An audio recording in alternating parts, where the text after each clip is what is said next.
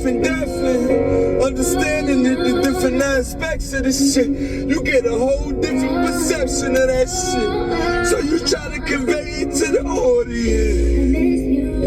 Try to convey it to the audience. When you talk about life and death.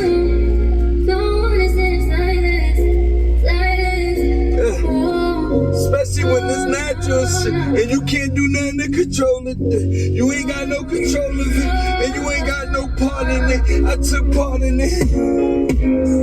It get real shit. It's unfiltered pain when you talk about the life and the death shit and the experiences in life saying that you guaranteed this. From the moment that you take your first breath shit, from the moment that you really learn the shit. When you really start learning shit and you really start going through life and you see life for what it is, man. No matter what your life is, the circumstances, the environment, the poverty, if you don't gotta go through that shit, you understand that it's life and it's only a matter before it's going there. Some people feel fortunate, they live a life so fortunate, and other people live a life not so fortunate. Call them the unfortunate, but life still will be life for them and shit. But when you talk about death and you talk about experiencing and you living, then you talk about your kids shit. You know, talk about never getting to see them again and you missing them and shit. You missing them, but you hold on to their memories because that's what keep them alive. Because when you think about it, you can see in visual, it's in your eyes and shit. I tell no lies when I talk like this shit. All them nights when I was sitting in prison, man. Must I mention it? 5,477 days of that shit. Could you imagine it? The loss of life that I dealt with. Talking about the kids shit last night. For the pain shit. It's January 22nd, 24th then. I said it's my year, so you know I'm gonna drop it then.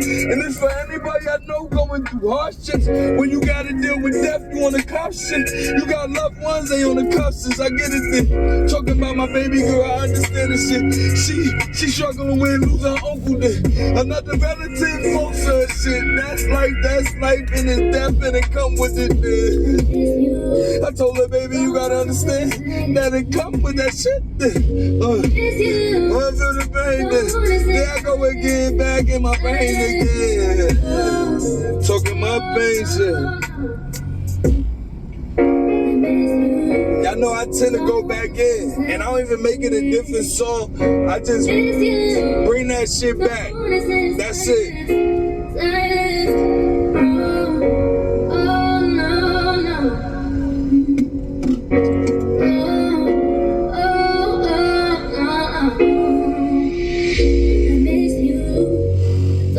I told myself that a lot about myself. Certain experiences in life, even though they was hard and it was testing, I missed certain experiences, like, and then it's experiences because it's life, and you talking about life and death and living and dying and shit. You in a society that where they don't want to see you ride, they don't want to see you survive, especially if you black and you African. Imagine that I didn't say American. I never did accept this shit. I rejected this shit.